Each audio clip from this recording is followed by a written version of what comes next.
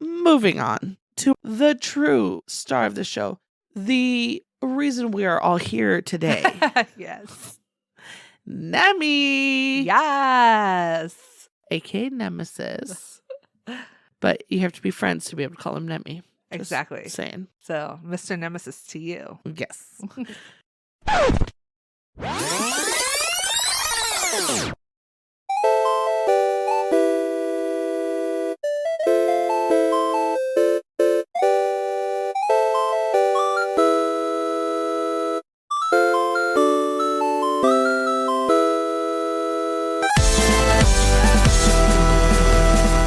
Hello, my fellow rebels. Welcome to the Allied Rebels podcast, a show about video games, movies, and of course, Resident Evil games. I'm your host, Roxxy, and I have the co-hostess with the mostesses joining me today. Give it up for D. I'm back, baby. Hell yeah. Get it, girl. Yeah. Oh my gosh. It's so freaking exciting. We have a monumental moment. D's back. And today we are also delving into the amazing game that is Resident Evil 3 Nemesis and the remake. Woo. Yeah. But mostly woo for the original. Yeah. Oh my gosh. This game, it's been on the deck for a while and exciting to finally get on board and let's go, man. Talk about all that fun, cool stuff about it and all the not so fun, cool stuff about it. Yes, but mainly reminiscing and having a good time. But, it's been a minute, so what's new with you, D? Well, as you know, I do a lot of really fun, adventurous stuff in my life. I started a farm. I did a lot of mining. I did cave exploration. Oh my gosh, get it. Yeah. I got married. I had a my kid. gosh. Wait, I didn't get an invite. What? Well, it's kind of hard to do it in Stardew Valley. Yes, of course. Yeah. I spent a lot of time playing Stardew Valley. So yeah, if you haven't played it, it's so fun. Just I seriously underestimated how fun that game is because it's only $15, even when it's not on sale. Yeah. Oh my gosh, so fun. 10 out of 10 recommend. But besides that, when I wasn't doing Stardew Valley, I was fighting dragons, slaying monsters, also starting relationships because I can't have one in real life. Stop. And just having a time at Baldur's Gate 3. Yes, I've heard this game is awesome. Oh my gosh, how much have I told you need to play it? Yes, only all the time. Oh, it's so good. And I haven't played it since the newest updates, but there's been a bunch of updates and stuff that I'm like, okay, that just tells me I need to start a new campaign over again. So, people can start it with me. Yes, I'm going to get on it. Yeah, for sure. They won a lot of awards for a reason. And so, yeah, I only hear good stuff about it. It's amazing. You'll love it. Yeah.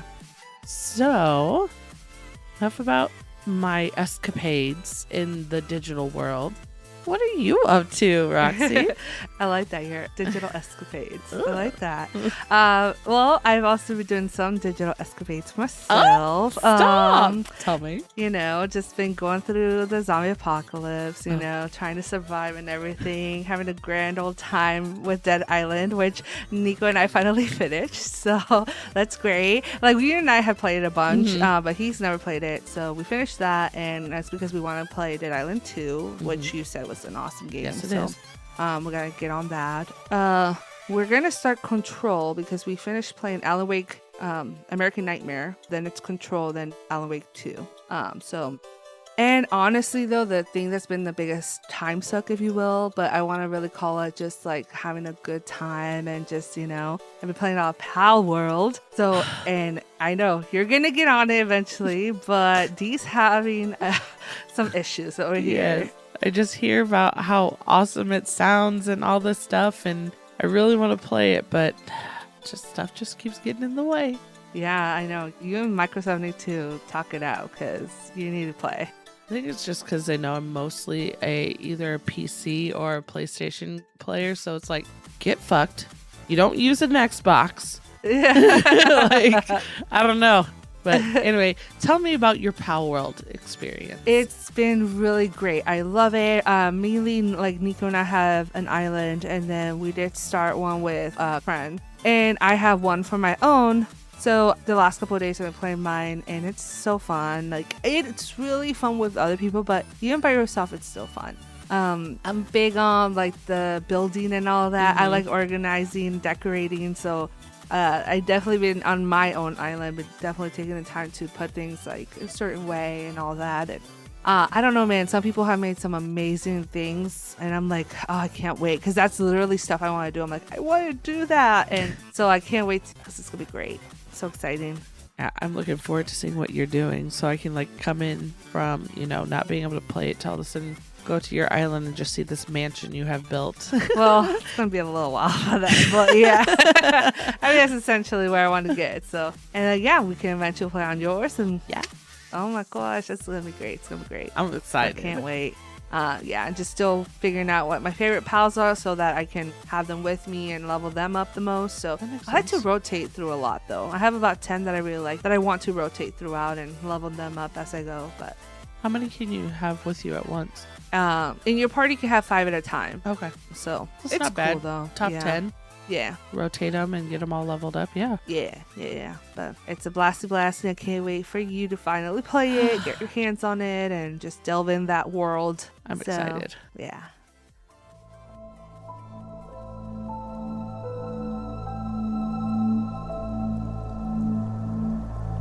All right, so let's jump right into it, to Resident Evil 3 Nemesis. We're going to be, of course, talking about both the original and the remake. But first, a little synopsis. Just days after surviving the grisly disaster at the Mansion Lab, Jill Valentine resigns from S.T.A.R.S, which, again, I always think it should be Special Tactics and Rescue Squad, but it's service. But squad fits, so It fits better. I know. It's fine. Anyway, yeah. Okay, she resigns from S.T.A.R.S and vows to leave Racoon City. But as events overtake her, she suddenly finds herself trapped by hordes of flesh-eating zombies, hideous mutants, and a relentless new nemesis. Once again, she must rely on cunning and brute force to escape. What she soon discovers is the evil created by the Umbrella Corporation is even more horrifying than she ever imagined. Dun dun dun. So a little bit on the creation and development. Resident Evil 3 Nemesis, known in Japan as Biohazard 3 Last Escape, is the third entry in the survival horror video game series of Resident Evil. And of course, it's a sequel to the amazing Resident Evil 2. Hell yeah. Oh my gosh. And like, it's so great because like Resident Evil was an awesome game, right? Then they had to come out with a banger of a sequel. Oh, like, yeah. jeez.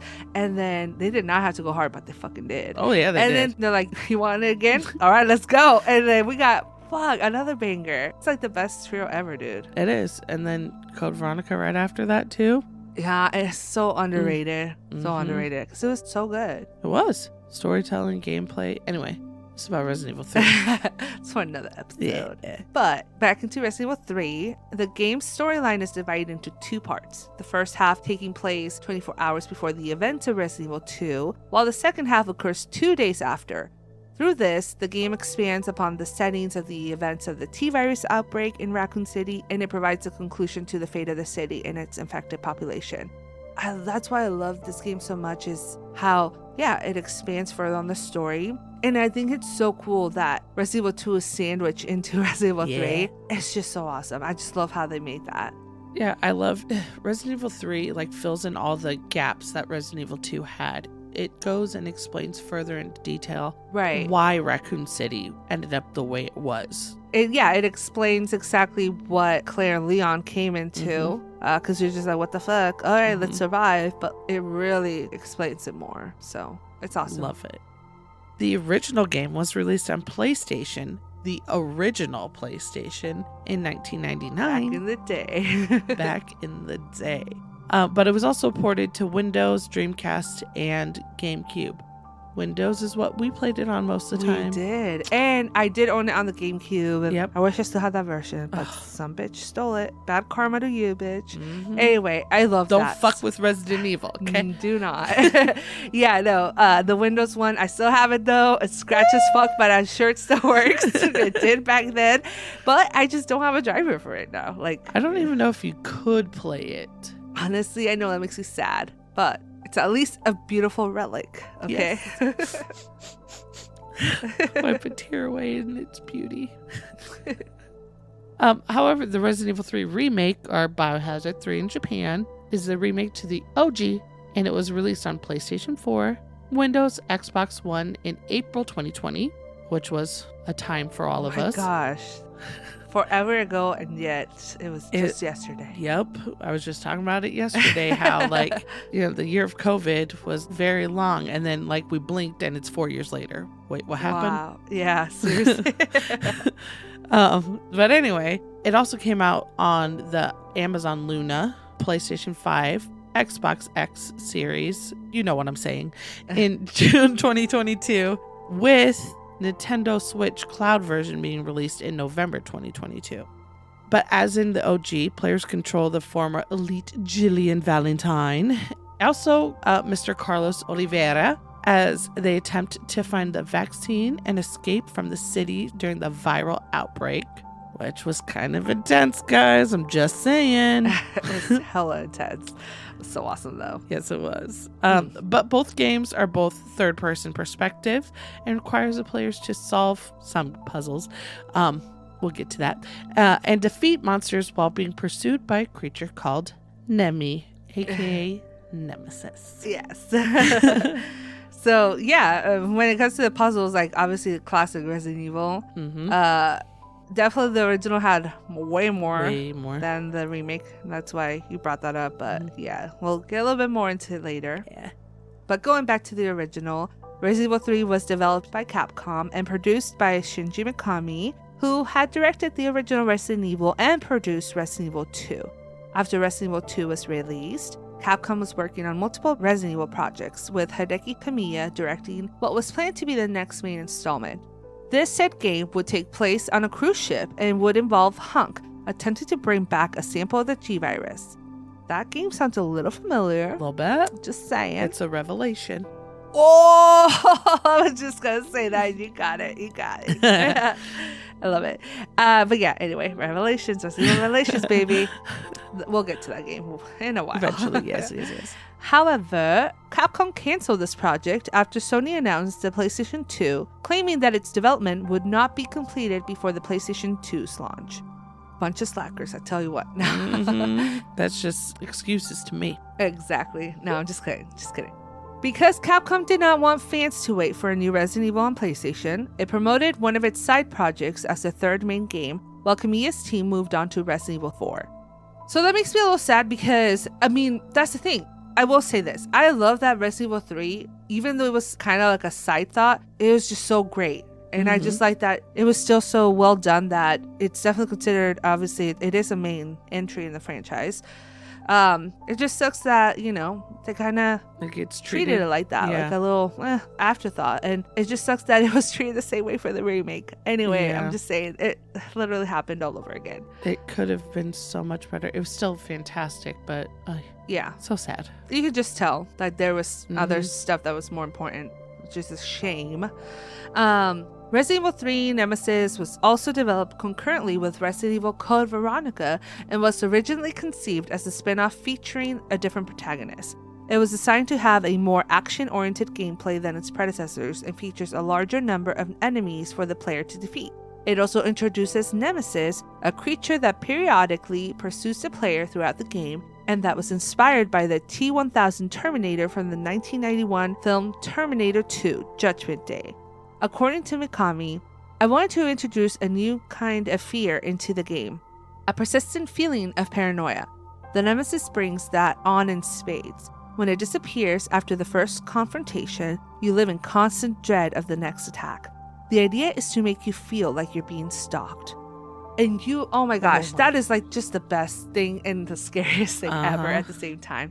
And I think that's why, like, to me, the first attack, when I first played it, it's like, okay, whatever, like we got him, right? But then he pops in again, and then he pops in again, and it's just like, when is he gonna die? When it shows up with a rocket launcher on the second time, you're like, I just want to throw my controller like, Yeah. no, we're done. he's Like, cheating. Hacker. yeah, no, my gosh. Nemi with a rocket launcher? No, thank you. Yeah. Resident Evil 3 uses the same game engine as its predecessors. The environments consist of 2D pre-rendered backgrounds, while moving objects such as enemies and some interactive elements consist of 3D polygon graphics. The developers chose this technique because having full 3D graphics would not allow them to create graphically rich and detailed environments. So just like Resident Evil 1 too, but it works so well. I'm still a fan of that technique. Yeah. It's so awesome. You can barely tell, considering it's amazing what they were able to do with the technology they had. Yeah. So great. So the original received positive reviews and sold more than 3 million copies worldwide. Critics praised the detailed graphics and Nemesis as an intimidating villain, but some criticized its short length and story. And boy, did that happen again with the remake. So onto the remake. Most of Resident Evil 3 was developed concurrently with the 2019 remake Resident Evil 2, and both games were run on Capcom's RE engine, which They're beautiful. Amazing. Just chef's kiss. Although it features the same premise as the original, many parts are rearranged to add a more focused story. To honor the more action-oriented approach of the original, developers revamped the movement speed and animations from Resident Evil 2 Remake and added the ability for dodge attacks. Very cool. Love that feature. Love it. Because some features from the original game were excluded, a separate online multiplayer game called Resident Evil Resistance was bundled with Resident Evil 3. Oh my gosh, this sounds like a fun, exciting new game. Didn't we have just the time with this game? Yeah, a very short and limited time, but yes, we did.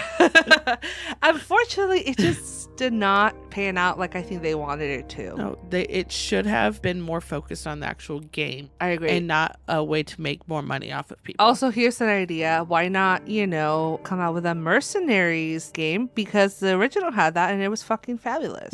Just saying. Just throwing that out there a little bit, Yeah. Because that itself could, if they were mainly focused on the online aspect, that could have been an online thing. You could have been like you and some friends. An AI Jesus, attacking you, something. not somebody who's overpowered, level 1,000 to your level 1. It was just way too unbalanced. It just did not work out. No, unfortunately. pay to win. No, thank you. But all that being said, Resident Evil shipped more than 2 million units in the first 5 days of its release. Although Capcom stated that nearly half of the games were digital. So that's kind of like, if you think about it, it made sense because of the time period. Because not a lot of people were going out to buy physical stuff at that time. So, it was 2020, literally the beginning of the pandemic. Yeah. So mine was digital. Oh, yeah. I got the physical copy, but I remember we couldn't go out often. So I think we got it from Amazon, if I remember correctly. So. By October 2023, it had sold 8.8 million units. Yeah, that's quite a bit more than 3 million Yeah. of the original. Yeah, but definitely a lot more gamers. Literally doubled. More than that. Then some. Yeah, almost tripled. Exactly.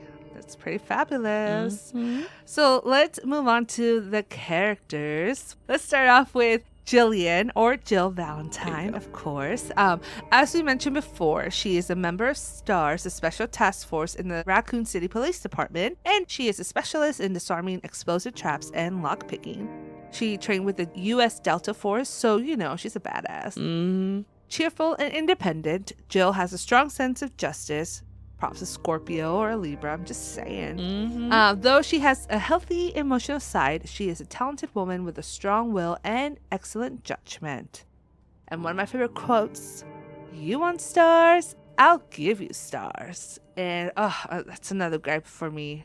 They used this quote from the original game. At the end of the game. Yes, in the original game it was at the end and it was perfect. And in the remake, they put it in a random spot and it's just terrible. But we can talk about that later because that was a bummer. Very disappointed. However, somebody that didn't disappoint in the remake was Mr. Carlos Oliveira. He is a mercenary for the Umbrella Biohazard Countermeasure Service, or UBCS.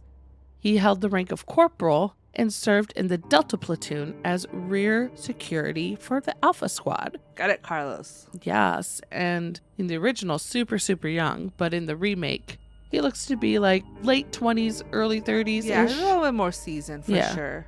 Carlos was put in charge of handling heavy weapons, along with other duties such as local procurement, rear security, and arms maintenance. That's such a funny word. It is, isn't it? His expertise in weaponry and vehicle operation made him a valuable asset. Despite his violent background, he had a warm heart and he was known for joking around. Perhaps the result of being raised amidst violence, he was brave and always willing to help and throw himself in the middle of danger. Good old Carlos. Good old Carlos. He grew up in the Congo and, had all that fun stuff that he had to live with and deal with, and guerrilla warfare. Oh, really fun time for a kid. Fun time. But no, he really grew into himself, and like the remake version is so great. I think they did such a good job. I liked his character in the original game. He had a good glow up, if you will. He did. He sure did. Our favorite quote from him is, "I know. You want to ask me out? Oh, the foxy ladies love my accent. It drives them crazy." Oh my gosh. And then, okay, Jill's reaction to that. Yeah. She says, "What? Keep dreaming." So Jill. I love it. It's so great. Yeah, because she's already with Chris. Duh, they're on the she's down low. Taken, okay?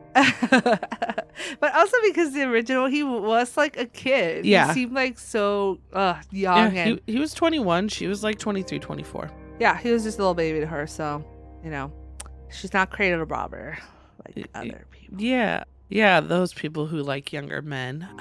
Yeah, right? Anyways, so we have Brad Vickers, a.k.a. Chicken Heart, or Chicken Chit, as you always say. Yeah, I was going to say, yeah.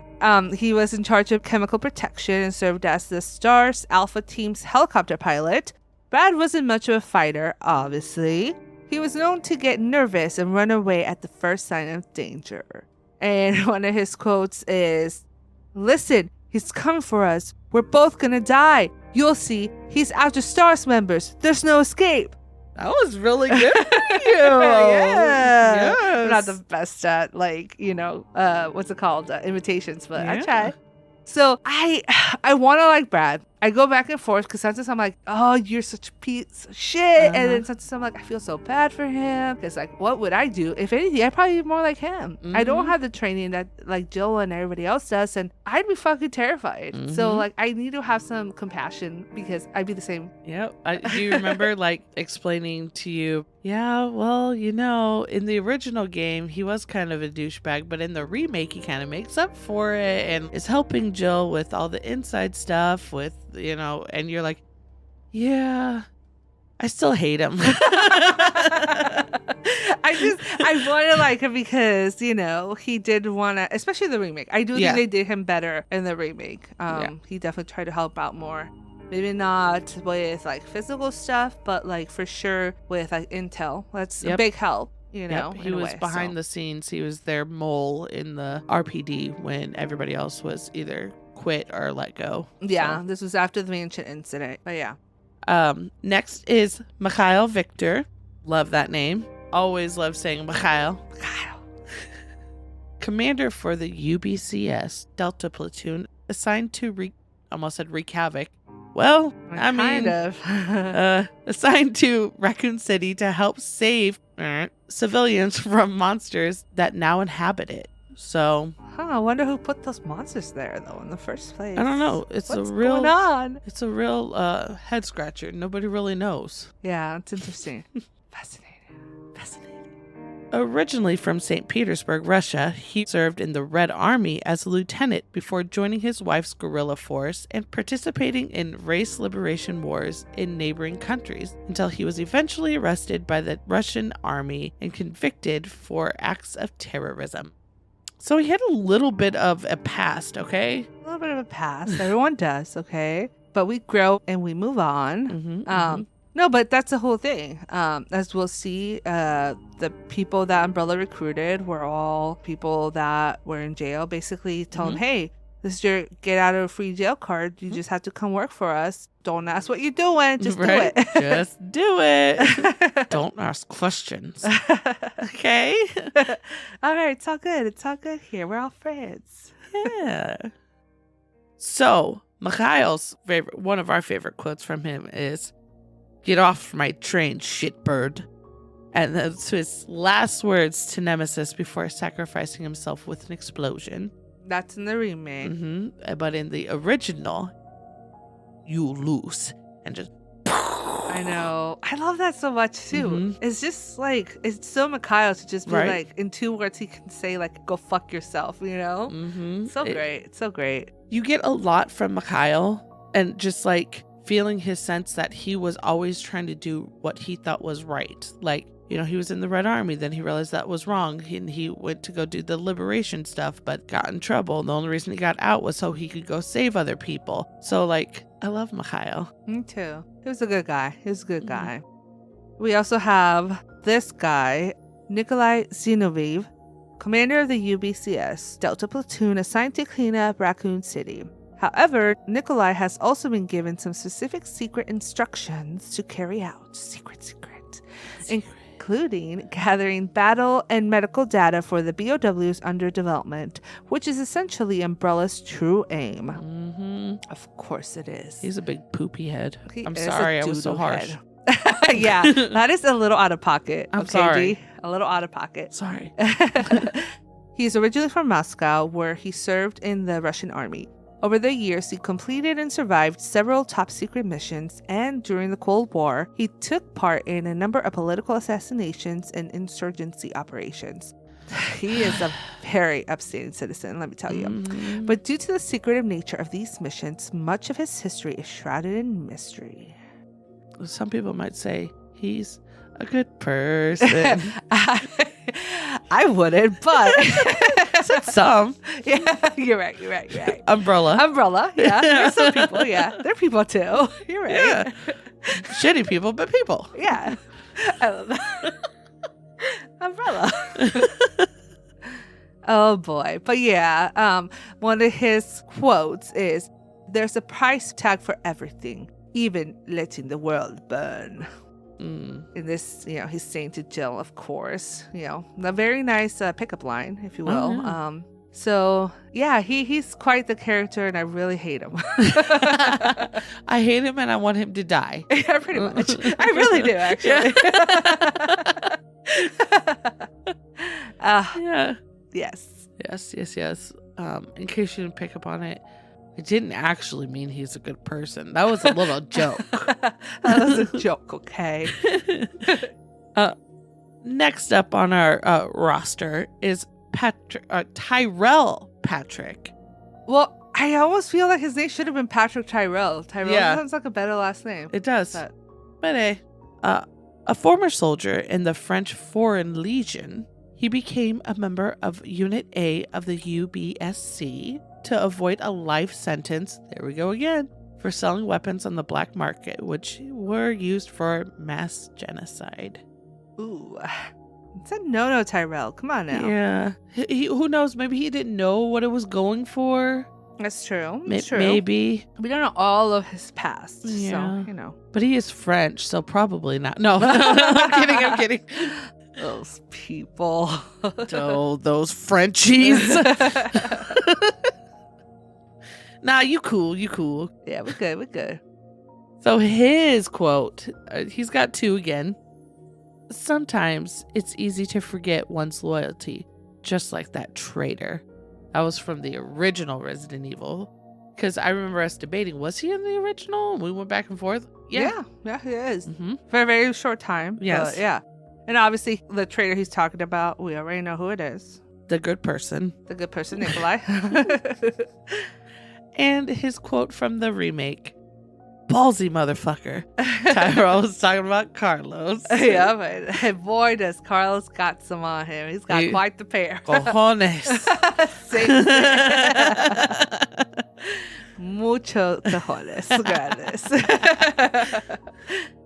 And next up, we have Dario Rosso, one of the few survivors of Racoon City that Jill encounters after narrowly escaping the undead.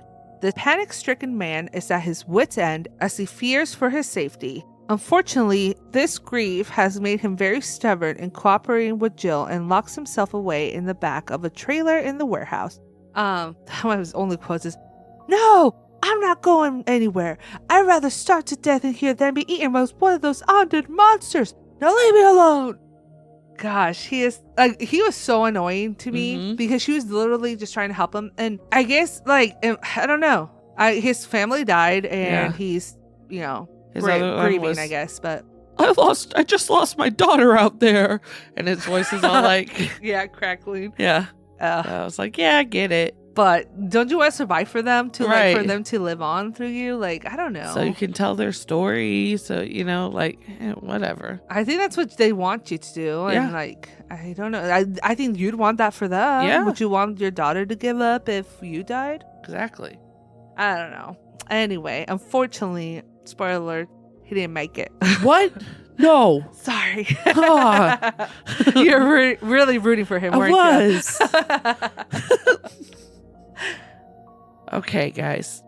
Coming up, one of the best people in all of Resident Evil, all of Resident Evil, I say, is Marvin Branoff. Well, we are okay. Let's say his real name. Okay, Marvin K. Mooney. All right. I'm glad you got it out there. Yes. A dedicated member of the Racoon Police Department, who is one of the last remaining survivors of the entire precinct. When you find him, he is mortally wounded by zombies and he is lying unconscious on the floor. It's not until the events of Resident Evil 2 that he does one last good deed and helps Leon and Claire escape the city. Oh, Marvin. Now, in the original game, you don't really see him. He's already dead and whatever.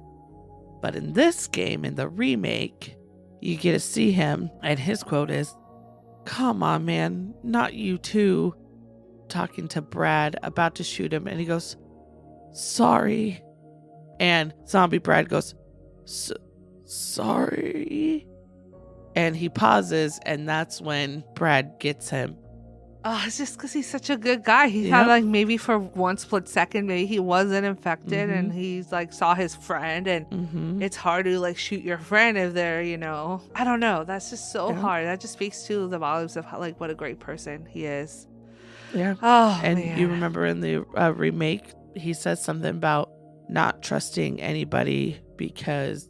Yeah, in the second, Resident Evil 2 remake. Yeah. Yeah. And now we know why. Exactly. We didn't get to see that in that game. He just said, don't trust anybody, no matter whether they're in uniform or not.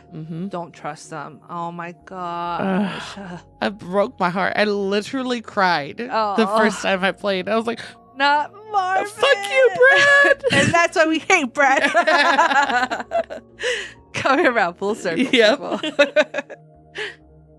All right, and then moving on to another smaller character. His name's Murphy Seeker. He's a mercenary for the Umbrella Biohazard Countermeasure Service, just like Carlos and Tyrell, serving as a sniper for the Alpha Platoon and operating in Squad A. He was shy and friendly and was regarded as an excellent soldier. Formerly a United States Marine and commendable soldier, the 27-year-old Murphy was an expert marksman. Shortly after Murphy returned home, completing his tour of duty in the Gulf War, his brothers were killed by a street gang. In an act of blind vengeance, Murphy utilized the skills he had learned as a Marine sharpshooter to gun down 20 gang members with a hunting rifle before being arrested, convicted, and sentenced to life imprisonment. Dang, dude, he went hard. I did not know that about him. Yeah, I would say he was kind of justified. He was. It's a gang members anyway, so I mean, they could go and turn their life around eventually, but I know. You never know. I don't know. That's I just can't believe it. 20 people by himself. He's like, fuck you, fuck you, fuck you, fuck you. Hey, you get a bullet, and you get a bullet. He's fucking Oprah Winfrey up in here. Yeah. And one of his quotes is, no, wait, please. And it's Murphy before being executed by Nikolai. Mhm. And both games, that's how it goes down. Yep. And that's crazy because he was never infected. Just saying. Not once. So Nikolai's such a good person, though. Yeah, he's a good person. Yeah, indeed. Moving on to the true star of the show, the reason we are all here today. Yes. Nemi! Yes. aka Nemesis. But you have to be friends to be able to call him Nemi. Just Exactly. saying. So, Mr. Nemesis to you. Yes. Nemesis T-Type was a series of experimental bioorganic weapons created by Umbrella's European No. 6 lab. The Nemesis T-Type were the culmination of Nemesis projects with a successful implementation of the NEA parasite within the T-103 host, presenting Umbrella with highly intelligent and powerful creatures. All of these little numbers and abbreviations and stuff, fun, fantastic. That is exactly the way it is in the real world. Like, yeah, freaking nerds. Yeah. Come on. Anyway, several Nemesis T-types were produced, though only one, Nemesis T02, is known to have experienced combat. And this is the individual that was sent to Racoon City and was nicknamed the Pursuer. And he has a lot of lines in this game. A lot. It's really hard to pick the best one. It was, but we settled on one. Yes, we did. Yeah. It was S.T.A.R.S. Oh, getting a little international over here. Or S.T.A.R.S. Oh my gosh, I just got the chills. Mm-hmm. Thank you, Dee. Thank you. You're That was welcome, fabulous. Clap, a little golf clap over here. Fabulous. Yeah, but man, when I tell you he's the star of the show, he's amazing. He's like The one villain I can root star. for. The star of the show, yeah. Uh-huh. Absolutely. No, he's awesome as fuck. Like, I obviously I'm terrified of him, but he's just fucking badass. He is. Gosh. Love him. Love him, hate him. It's a love-hate thing. Mm-hmm. So let's go over that storyline. It all began as an ordinary day in September. An ordinary day in Racoon City, a city controlled by Umbrella. No one dared to oppose them, and that lack of strength would ultimately lead to their destruction. I suppose they had to suffer the consequences of their actions, but there would be no forgiveness. If only they had the courage to fight. But it's true that once the wheels of justice began to turn, nothing could stop them. Nothing. It was Racoon City's last chance, and my last chance, my last escape.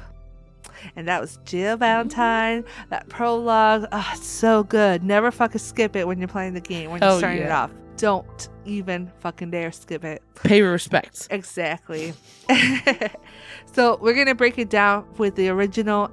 Again, we're starting off with her trying to escape. She realizes that she must fight her way to the city, which is like in complete chaos at this point, right?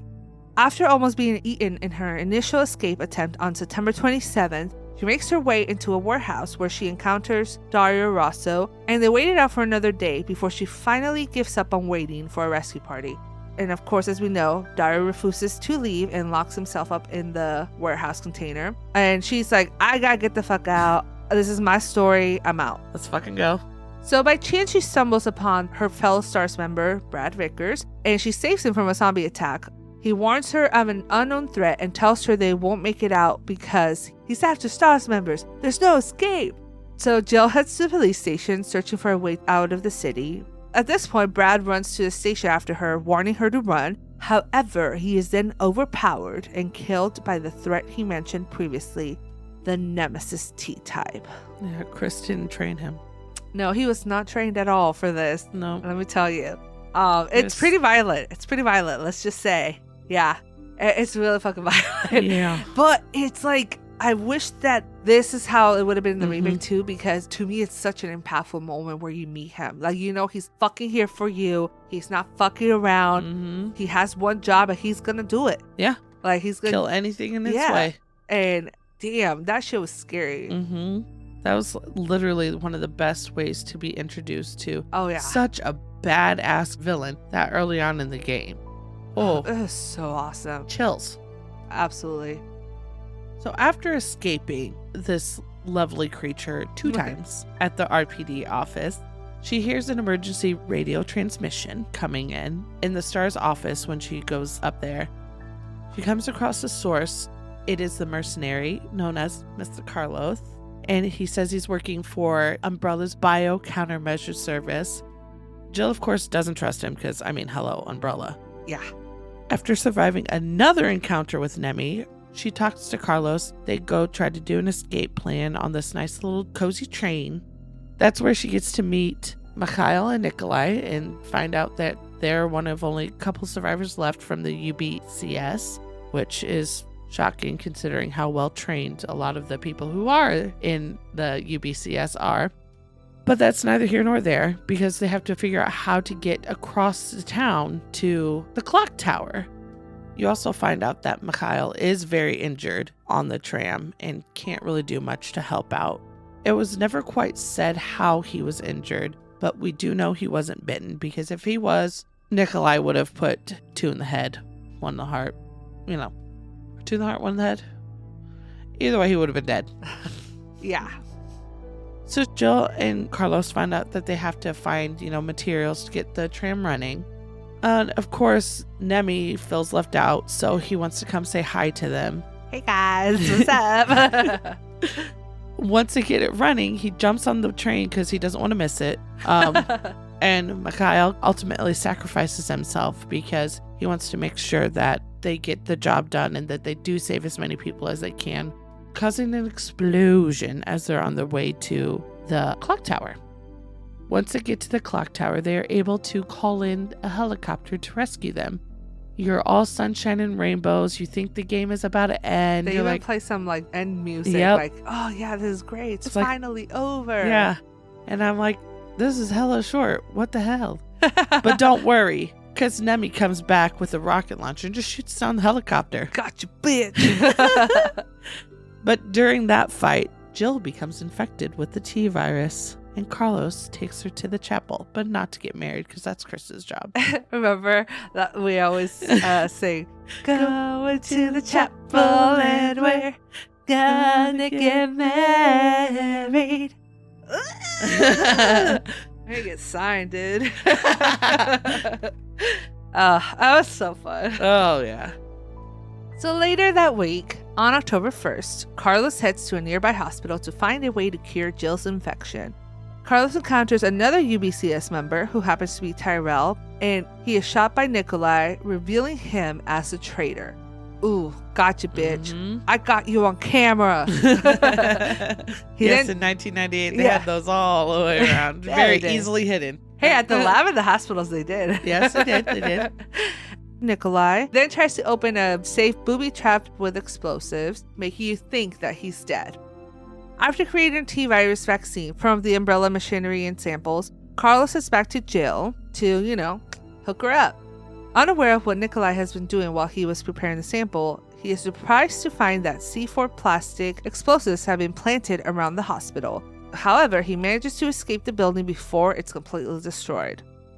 When Carlos injects Jill with the vaccine, the T-virus in Jill's body is put in a dormant state and not destroyed as Jill believes, and together they both head out to the nearby public park, hoping to find a new route to escape.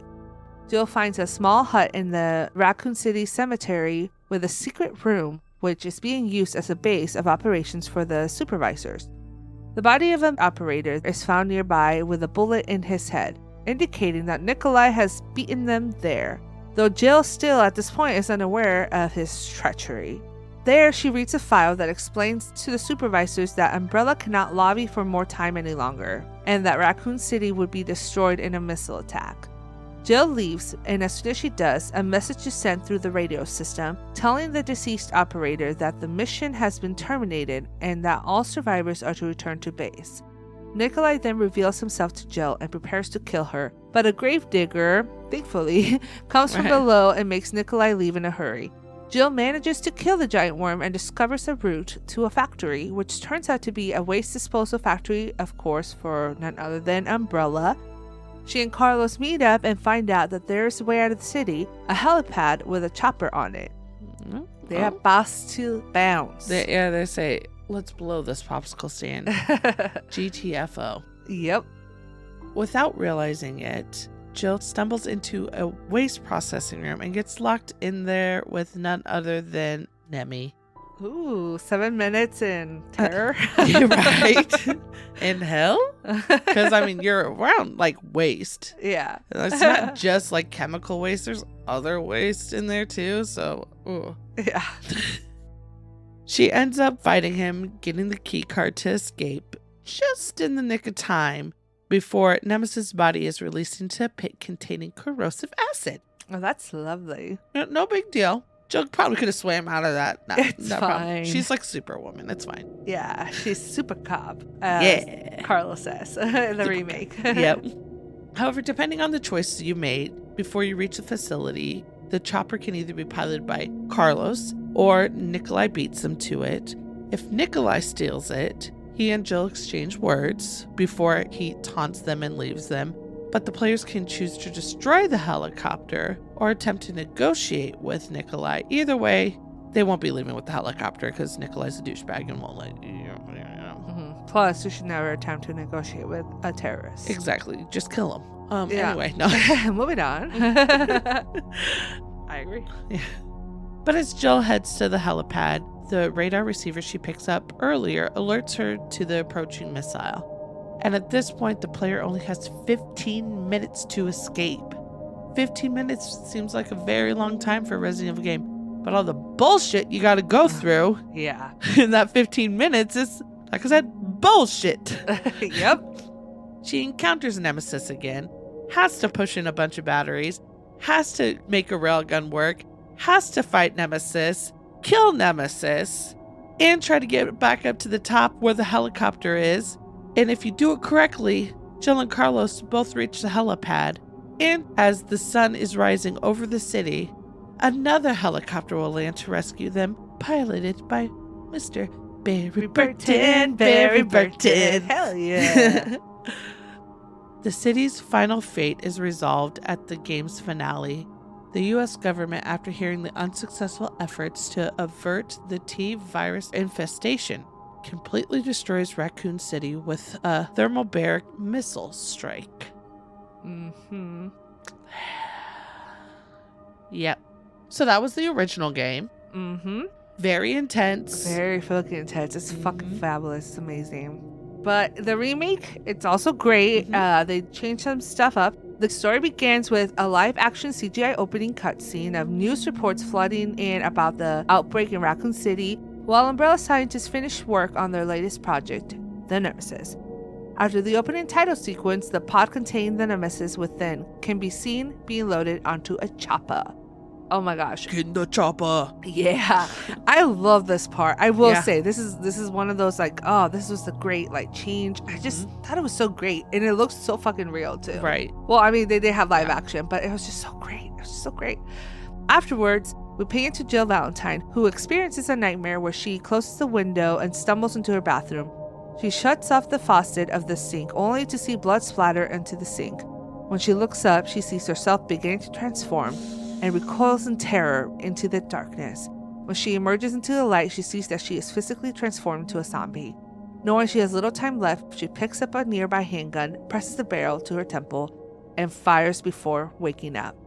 Man, that is one hell of a way to wake up. I'll tell you what. That was a very intense beginning, and that was a good change. I did like that. Me too. Because that is like what's on your mind the whole time since the Mansion incident. It's fucking fabulous. The game is set on September 28th, 8:07 p.m. Jill reawakens. All the meanwhile, she's been doing investigations on Umbrella from her apartment, and she receives a frantic phone call from Brad Vickers. He warns her that she has to leave before being abruptly cut off by Nemesis bursting through the wall. Dude, this fucking entrance, Ooh. I like the way it was done in the first game, but I will say I was not fucking expecting this at all. And No. I was like, I'm not ready for this. I'm not ready. I'm not ready. Because I was like, you guys didn't give me 2 seconds before. Like, are you serious right now? Because she has no weapons at this point. Like, oh my gosh. So anyway, let's talk about the main differences between the original and the remake. There are several gameplay changes that had big impacts on Resident Evil 3's story. Life selections were gone, which were a big part of the original game. Yes. Fucking amazing. The remake's storyline is more linear than the original, with only one possible ending, as opposed to the original's multiple conclusions, which was, again, Fantastic. Awesome. The majority of the story is mostly still in place, but some of the things are rearranged. There were some, things that they took out, mainly the clock tower, and then some things that they added on. Like Carlos going to RPD instead of Jill. Yeah, that's true. And his role was greatly increased in the story, which I actually thought that was totally cool. And then you were meeting different characters in different places, and they have different fates. For example, Barry's character is missing from the remake, which I thought that was a bummer too. Yes. He definitely did, for sure. All of these story and gameplay changes in turn made the Resident Evil 3 remake a little bit shorter. From the original taking about 6.5 hours to the remake taking about 5, statistically. Some people a lot less. That was one of the bigger complaints, was that people were beating it in like 3 to 4 hours, and it just wasn't long enough. So, I mean, it took me, the first time I played, I think it took me over 5 hours. Yeah. I think the second time, I will say I haven't finished my second run through on my own, so I don't know how long it'll take, but yeah. Well, this time that we played it, we kind of cheated, and it was like 3 hours because we used just the infinite rocket launcher. Yeah, we did. It was fucking fabulous.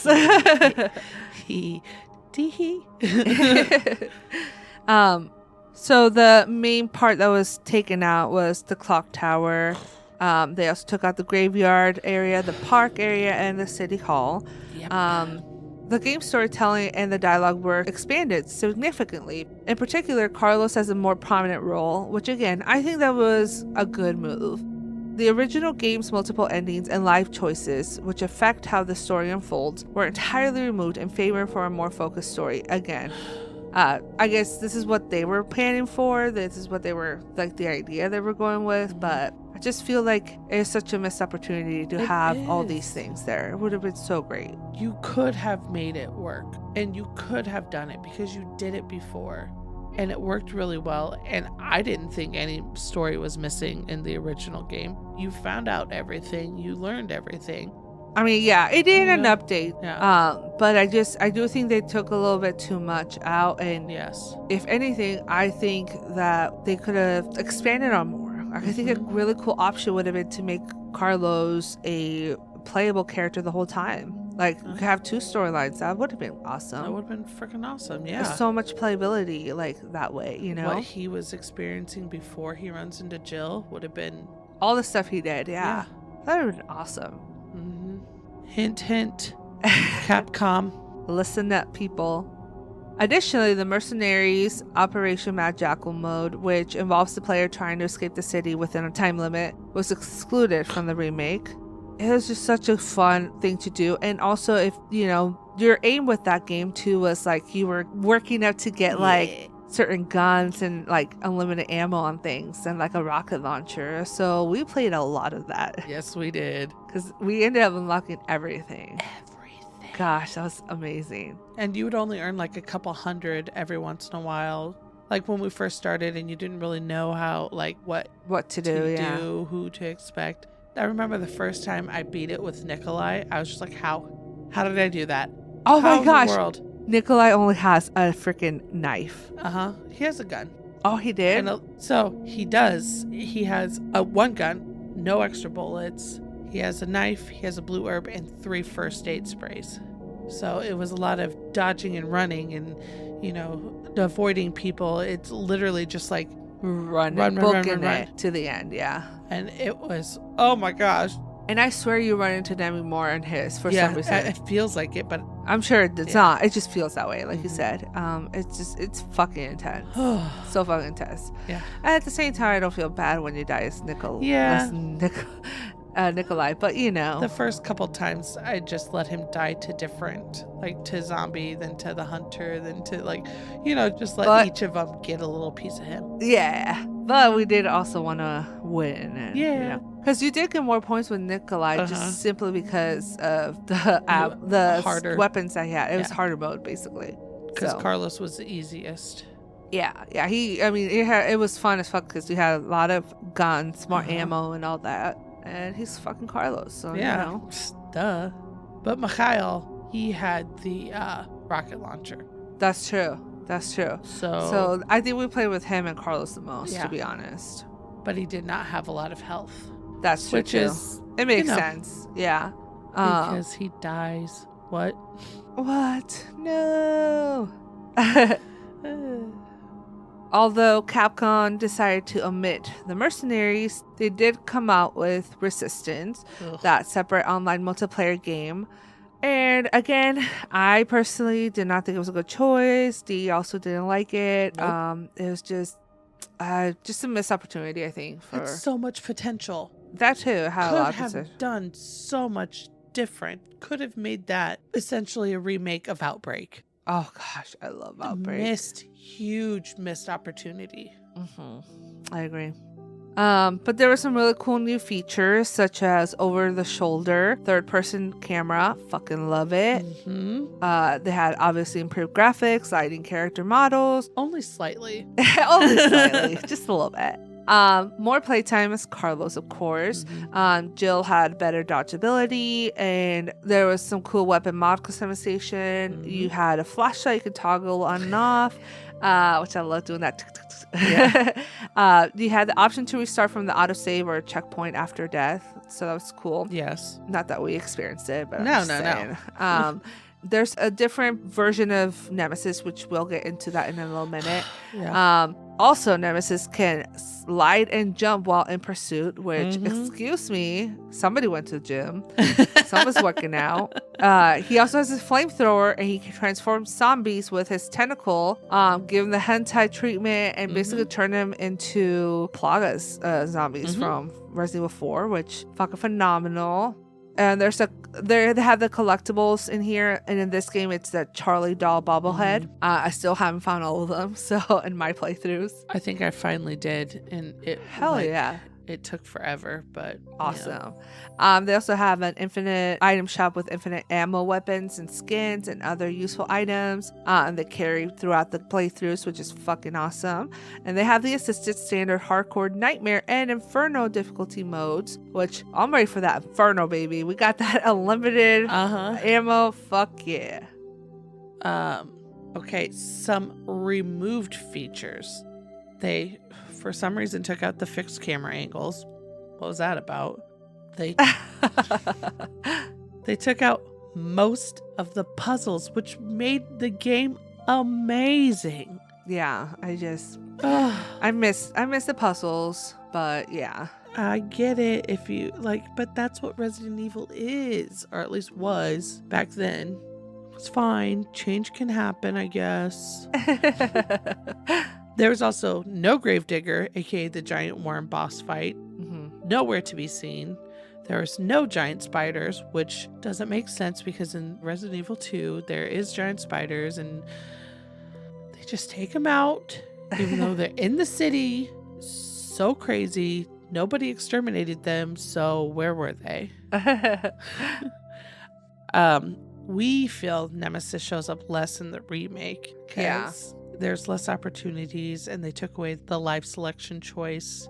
So, it feels like it took him out of the game a little bit. Not a lot, but just a little. It just didn't seem like... I was still scared, don't get me wrong. Yeah. But I just felt like there was a different level of threat between the two versions of them. So, yeah. But like we said before, the clock tower's gone, the graveyard's gone, the park is gone, City Hall's gone, and other locations were cut out. That could have added at least 1 hour of gameplay, at least. Yeah. Our favorite spot is the clock tower. Gone. Yeah. The chapel. Gone. The graveyard, that was one of my favorite puzzles. Gone. City Hall, whatever. That could have been taken out, you know. But one of my favorite puzzles was a super simple puzzle. It was in the clock tower, and it was the music box. I know, it was so fun. You got to like figure out like the tune of the song, and it's just so great. It was one of my ringtones for a long time. Yep. Okay, so another thing cut out was Nemesis' second form, and they made it an altered, like, more beast-like. I don't mind it, but that's another thing too, that's why I just liked the original better, was because I just felt like he was in his Nemesis form like for a longer time in the original game versus in the remake. I feel like they wanted him to like right away start transforming, and I'm like, I don't know, I just like the way he was in the original. He was different. It was different. We already discussed the fact that Carlos went to Racoon City police station instead of Jill, which meant the thing we've been kind of complaining about all game. No Nemesis encounter there. Really bummed me out because I was hoping like at least he would do like a sweep through, you know, looking for S.T.A.R.S members at the station when Carlos is there. Like Carlos hides or something when he sees him because he's not after him. Right. You know? Although maybe he went there, that's how Brad knew about him. Maybe he went there earlier and it happened to Brad and other people, but we didn't see it. Exactly. It's just, that's another part that's super impactful when he goes there, he busts through that fucking window, and you know, you're there as Jill and you're like, what the fuck? And like, I just missed that. That was so fuck. Good. Yeah, seriously. Okay, there's no freeze rounds in the remake. Oh yeah, they replaced it with throwing mines. The reloading tool not required to make ammo. Rude. Again, no mercenary mode. And Nemesis doesn't drop items in hard mode. I know, what the heck is up with that? Oh, so mad. That's, I think, why I didn't play the hard mode anymore. Because I was like, all right, he's about to drop. I knocked him down and the fuck? Where's the shit? Why didn't you shit out anything, Nemi? So, was disappointing. Very disappointed. Yeah. I mean, some things that they took out make sense. Yeah. But some things, it definitely decreased some of the enjoyment of the game, some of the quality to me of the game in a way. I will say I still like the remake, but yeah, there are some differences for sure. And again, some things worked. Yep. Some things I just really missed a lot. Yeah. More nostalgia. For sure. Yeah.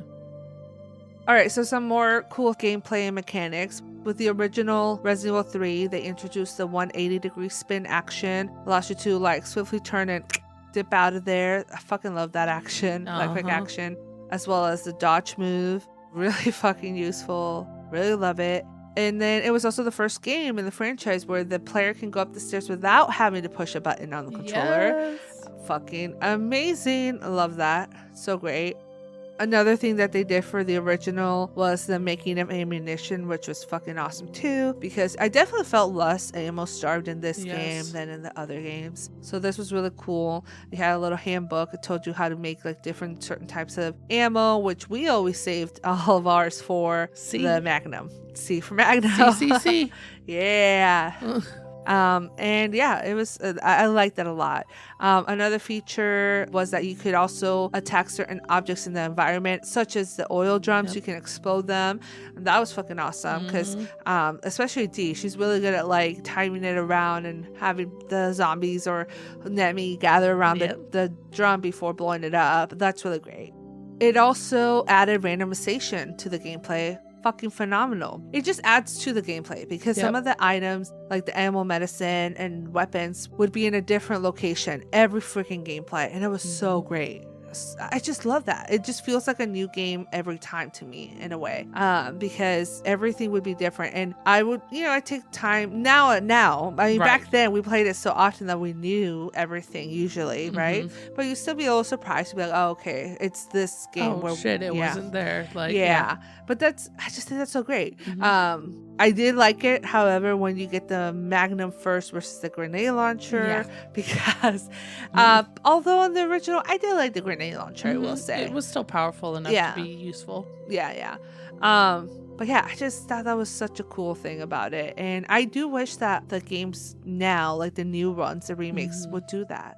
That would be nice, but I get why they don't do it. Actually, I don't get why they do it. They're just lazy. Yeah, they need to get it together, people. Come on. There's no way in hell I'd be able to do even a 1/100th of the job that they do. So, like, me to talk all this big shit is funny. I feel like we've talked about this to death. However, there's one more thing about the live section, because that was one of our favorite features, and we got to keep talking about it.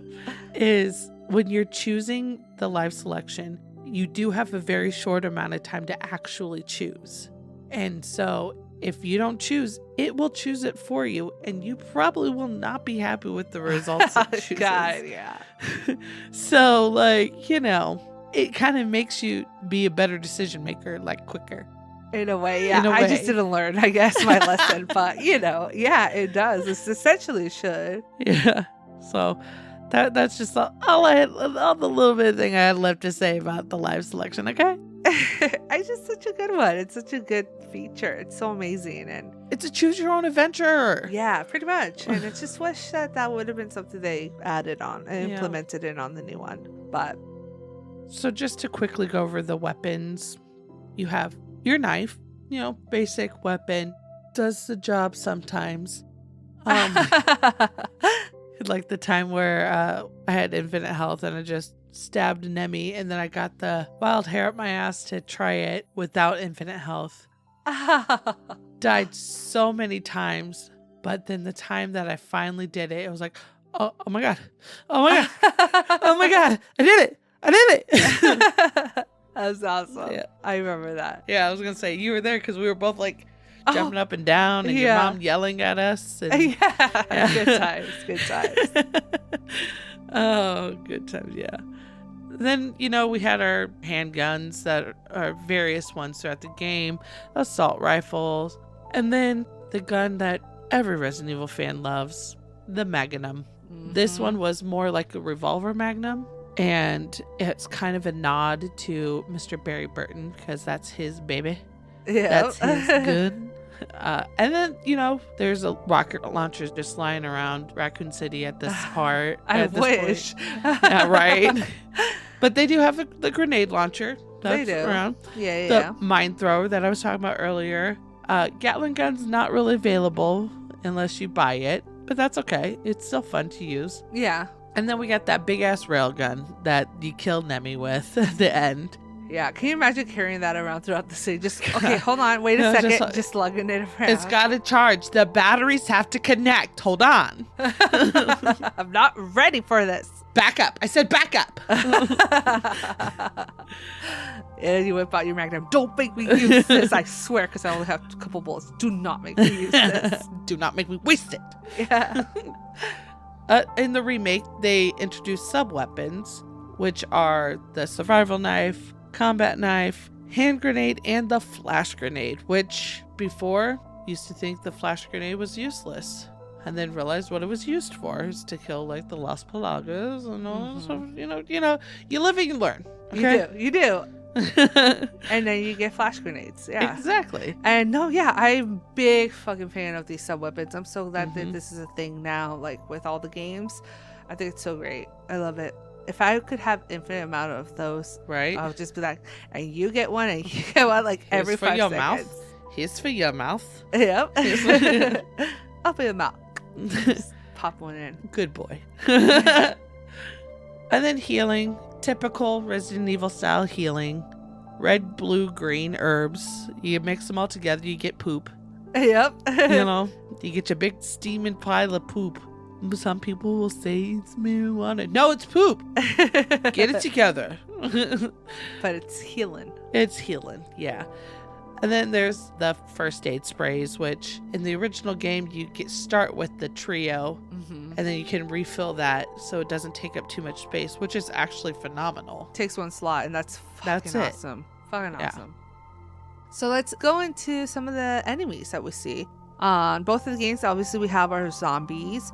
And we also have the zombie dogs, of course, or Cerberuses. And we have paleheads in the remake, which are found in the Nest 2 area. And these fucking assholes suck. They basically originated from test subjects that underwent a special mutation upon the infection with the tyrant virus. And they're just like regular zombies, except they're naked and they feel like it looks like their skin is melting. And they have regenerative abilities and they move a little faster, and that fucking sucks. Because if you're ammo starved, you're kind of SOL in this part. Unless you get the ammo that can kill them, then it's not so bad.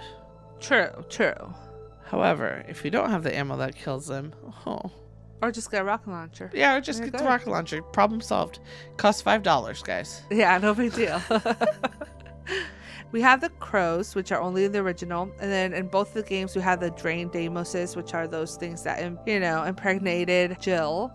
Lovely. And then in the original, there's also these brain suckers, which kind of look like the drained Nemesis, except like they'll kind of grab you and just kind of start sucking on your head. So, yeah. Yep. Also in the original, the gravediggers, which are the big worms. And then we have sliding worms also in the original, which are just the tiny version of the gravediggers. Oh god, those things were so annoying. Yeah, they were. And then we have the giant spiders and the little tiny spiders. They're so cute. They were cute. And it's like, why do I think little spiders are cute? They are. And then we have some of my favorite, most terrifying, not big things, but kind of bigger step up, is the Hunter Beta. This motherfucker can decollapolate you in one swipe. Doesn't matter how high your health is.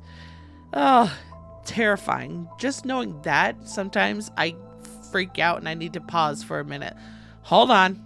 I sense hunters around here. My hunter senses are tingling.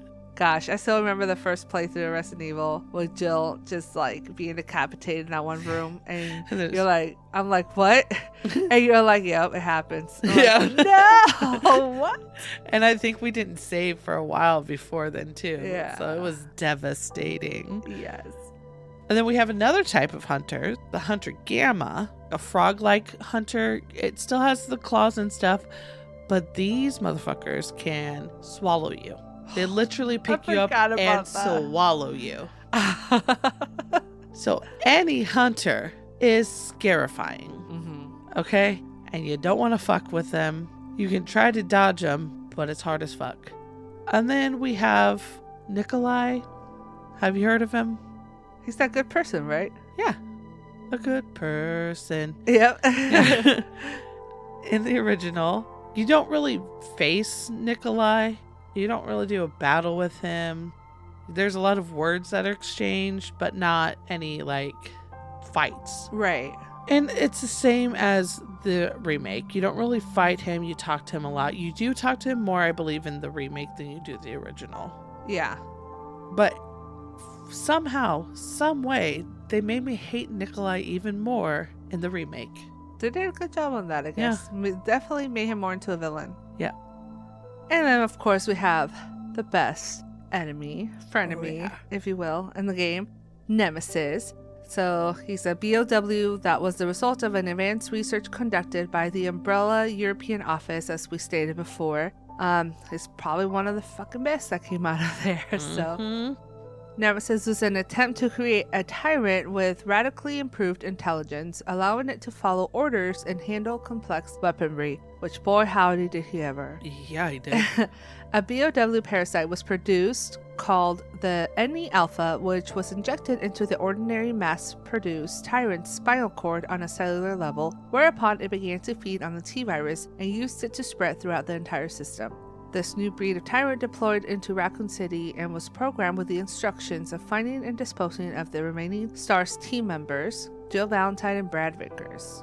It was fitted with a protective armor to avoid taking too much damage and equipped with a rocket launcher to aid it in its mission. And this is obviously mainly in the original. But yeah, I fucking love his outfit in the original. Same. I remember we were both so disappointed when we saw him in that outfit in the remake. Horrendous. But yeah, that trench coat, he just, that's just his look. And he needed to wear that. And I was telling T, like, what's under that trench coat, though? Like, that's daddy right there. Yeah. I remember I was showing you some videos of, like, these mods that people go wild. I love the mods that people do. And he was just wearing, like, this Speedo. Yeah. Like, now we know what's under Right. there. It was hilarious because I went, oh! So in Nemesis' second form, he loses the protective armor and the limiter, which is prohibiting from mutating further, and as a result, he undergoes a slight mutation that causes his tentacles to become longer and much more dangerous. He can now use these tentacles to whip and slash at you, and he can even use them to grab a hold of you and slide you to within range of his physical attacks. So he's fucking more hard, like more badass, gets more difficult, and I definitely like do not want to challenge him without making sure I have the Magnum or the rocket launcher, because Damn straight. That was scary. it is. And his final form bears little resemblance to his former self, as he completely mutated out of control. Part of it due to the chemicals that were found in the dead factory, and he is now a massive blob-like creature capable of spitting acid. He's practically invincible to your ordinary weapons. So at this point, the rail cannon is the only thing that can really, destroy it. So luckily, you have one at your disposal. Magically so. And then we have the remake Nemesis. So the process of designing the Nemesis went through several iterations. Although the art team made sure that the new character model stayed true to the original concept, they redesigned it so that it could fit into a reimagined and photorealistic setting. One of the most notable changes from the original design is the fact that he now wears body bags instead of clothes. Ugh. Yeah. According to the game's director, though, Kyoiko Sakata, this aesthetic choice was made to show that Nemesis is not a completed model, but a prototype. So I get where they were coming with. I guess it's kind of like, we're going to rush this to see if it works because we need to kill these members and let's just, get them out. Blah, blah, blah, their needs. They should have had this prepared. Come on, people. But he further explains that Nemesis' new attire was meant to be restrictive gear that was haphazardly and quickly created to contain him, which is why it looks how it looks, very no thought about it. So the way they were going about it was they were trying to modernize it, but kind of have the essence of the original. I don't think it kind of worked. I personally don't like it. I know D I do not like it at all. No. But, I mean, at least his character for the most part stayed the same as far as having to stalk you throughout the game. So I'm glad that stayed for the most part the same.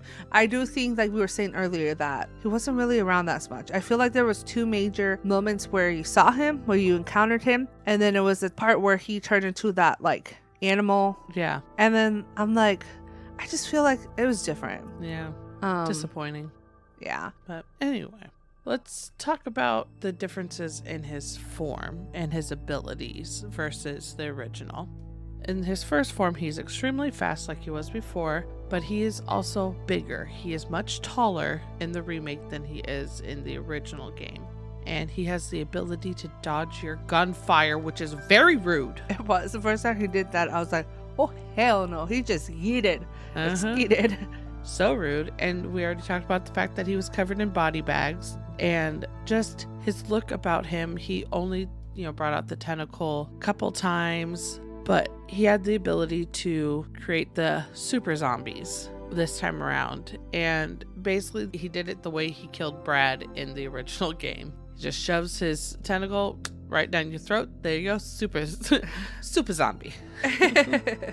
But, however, in his second form, this is when he just goes animal. He's all animal.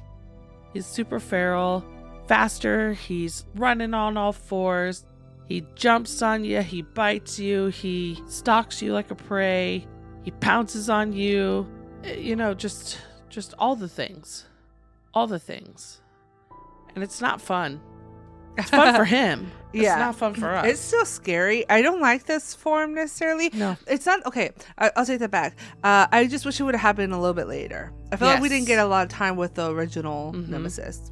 I agree. I missed the second form in the original game because it makes more sense. You slowly see him transition because he loses that inhibitor and he starts to mutate and get more tentacles and has more abilities, and just that thing to me was more storytelling than what happened just now. Yes, he fell in the water.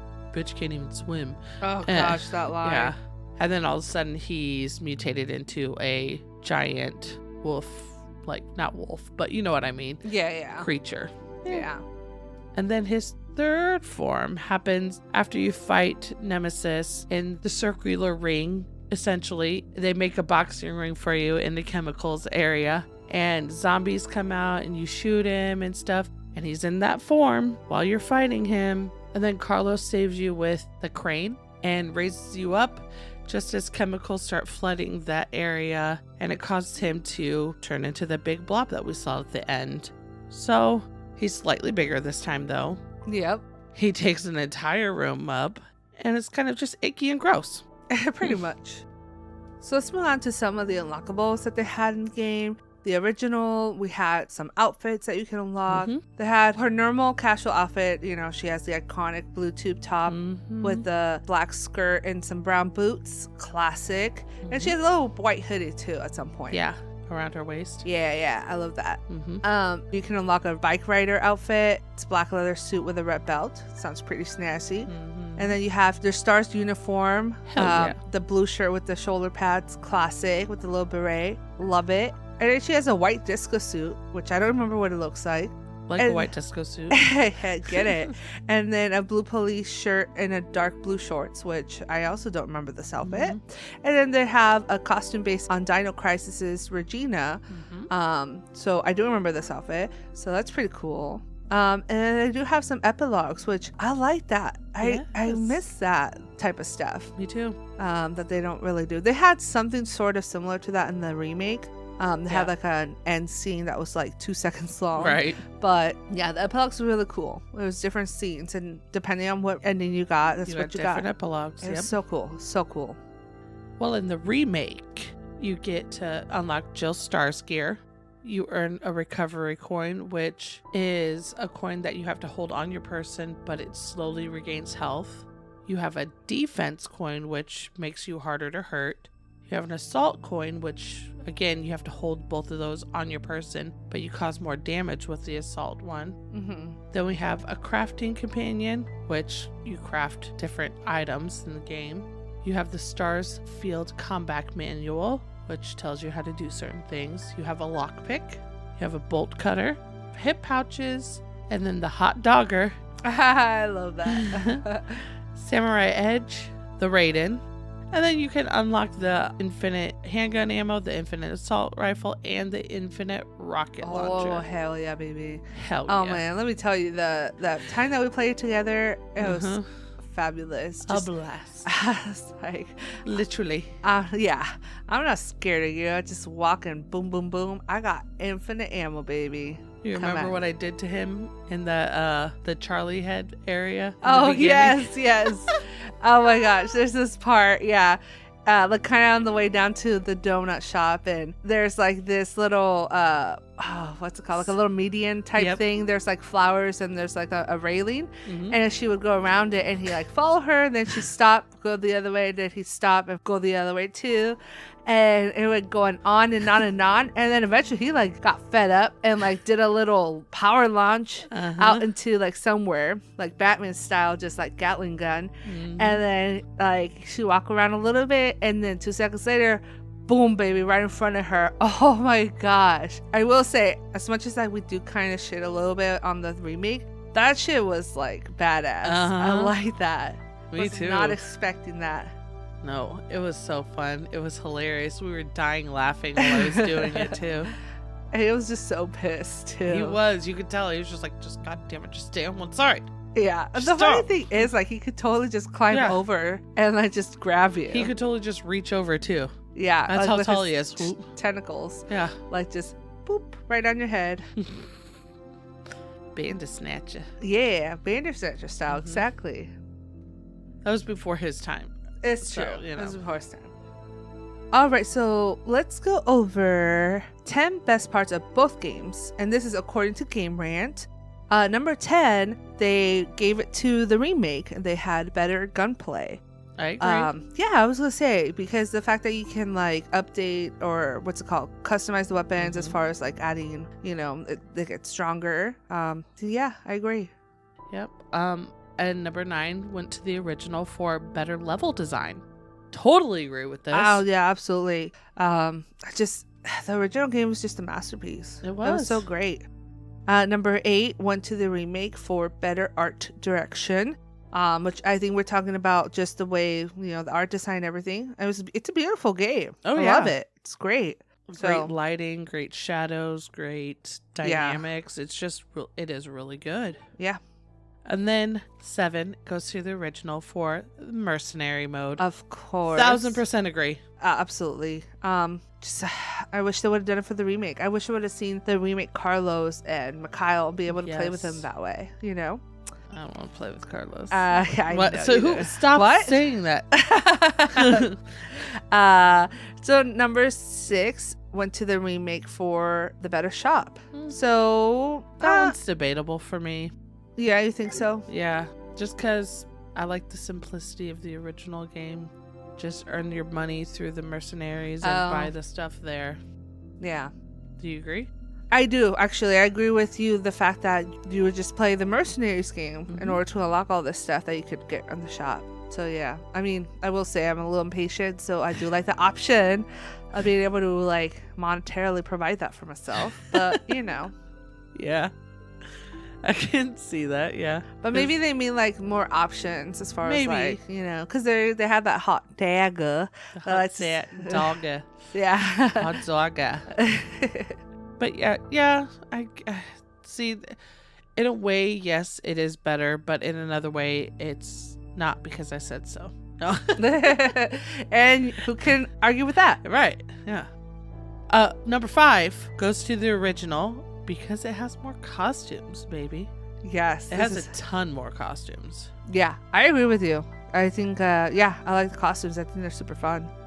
But I will say, the thing is, I only play with either the original outfit or the Resident Evil outfit, like the beret. I love those. And I love her remake outfit just because. Oh gosh, yeah. I don't know. It's just better. It's not making her into the typical video game eye candy, And I think it just makes more sense for all the stuff that she's put through, for her to be wearing those type of shoes and those like the jeans and all that. Yeah, jeans instead of a skirt. Boots. Yeah.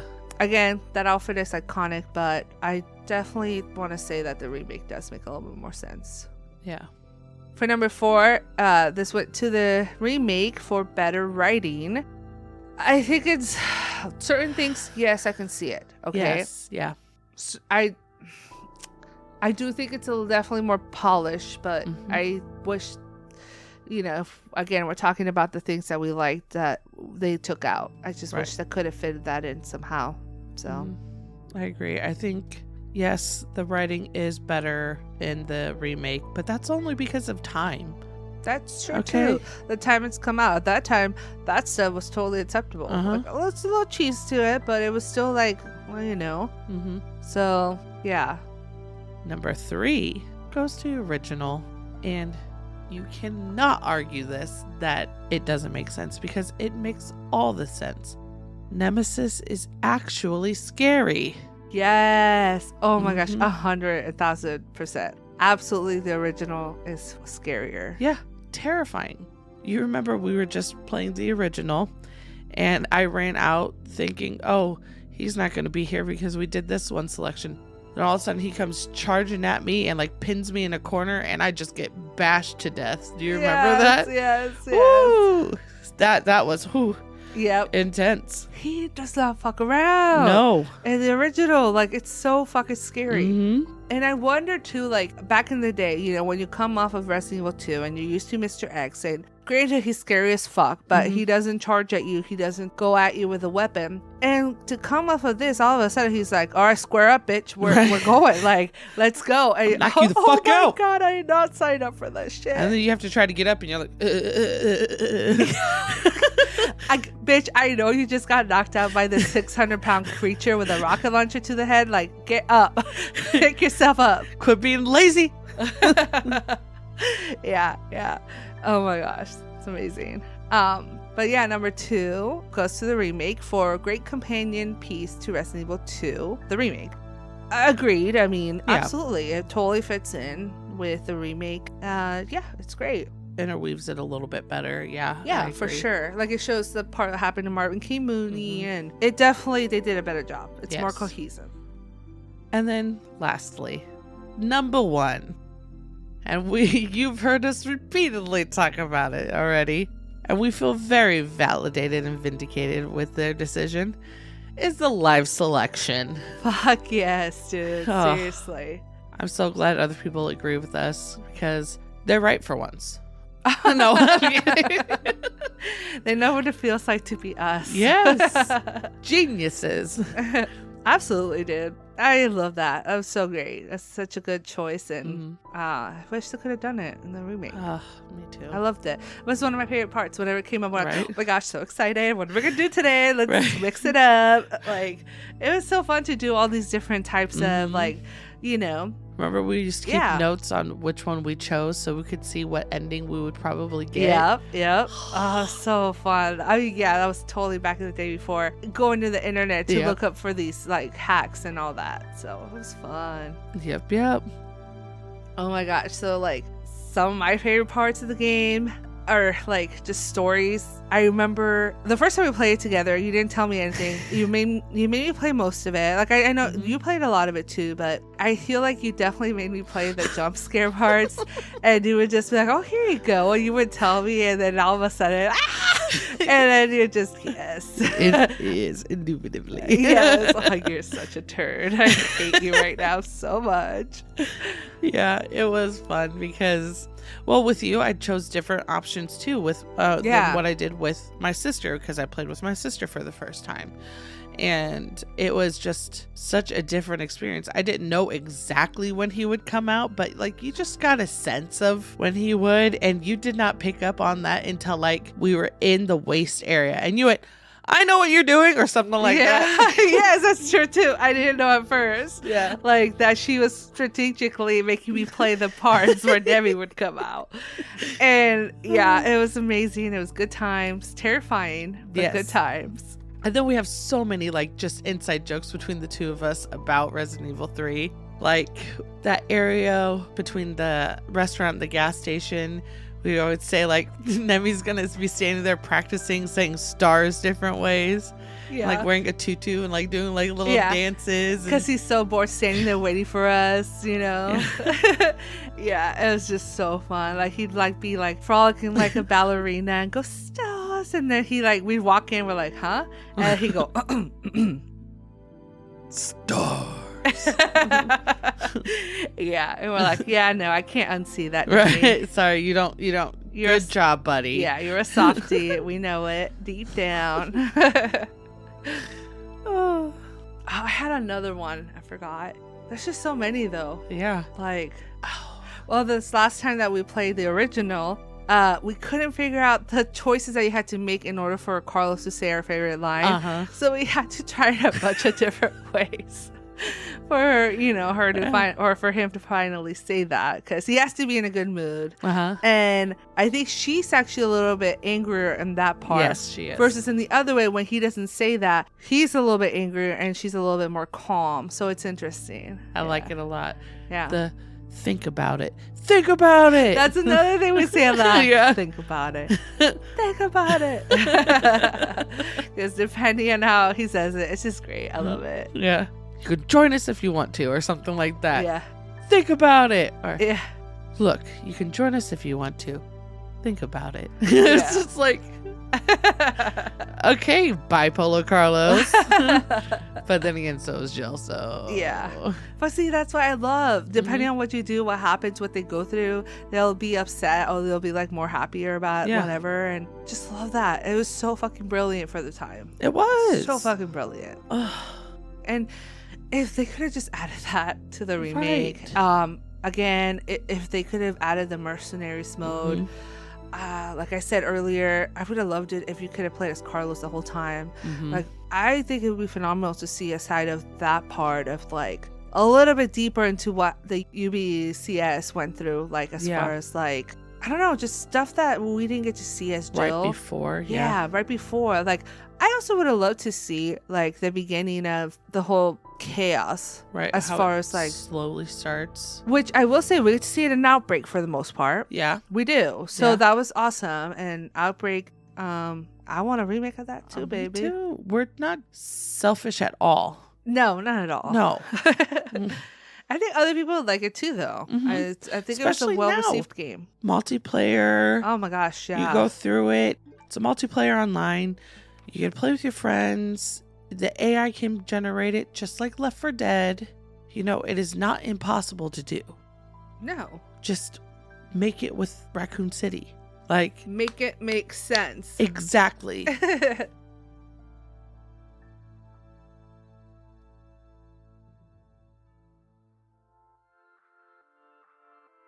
All right. That was a fucking blast. Oh, yeah. Going through one of our favorite games. So good. The one we definitely played through the most together. Together, yes, for sure. This is the one we played the most. Because I think you played maybe Resident Evil 2 the most. Yep. I played 3 the most just because that's the only one I owned. Well, I owned 2 after a while, but I just had 3 longer, I think. Yeah, you did. But it's so great. I loved it. I actually want to play it again, like both of them. Yes. We still have to finish our campaign, our original, because we started it. Oh, the original game. Because we actually played the remake first together recently, and then we did the original, and we had to finish it, baby. A blast. It's gonna be fucking awesome. Yes. Cannot wait. So here's a little tidbit about our next episode. Hopefully, our overlords will let us record this episode properly this time. See, they're already starting with me. But we're going to venture back into Men in Black. I'm just like, if this recording goes wrong, I'm suing. I don't know who I'm suing, but I'm suing. So see, what happened was we recorded this episode months ago. It got messed up for some reason. Like one of our things, I think it was yours. Yeah. It was messed up. And we didn't realize that till like after. And it unfortunately couldn't recover it. But that episode was so good, guys. It was another banger. Oh. We're going to do it again, girl. We're going to get it. We are. We're going to get it done. But in the meantime, while you're waiting for us, why don't you just, follow us on Twitter, Instagram, TikTok. It's good time. It is. You guys got to check us out there. And also, our website's up. We're going to be doing a lot more stuff on there, too. Writing articles. Yeah, Dee's going to be talking about Stardew Valley and her experience with it. I'm excited. I'm going to talk about Cozy Grove and Alan Wake here soon. So I'm excited. I'm super fucking stoked, dude. Hell yeah, me too. All right, guys. Roxy and Dee signing off until the next transmission. Toodaloo, fellow rebels. Bye.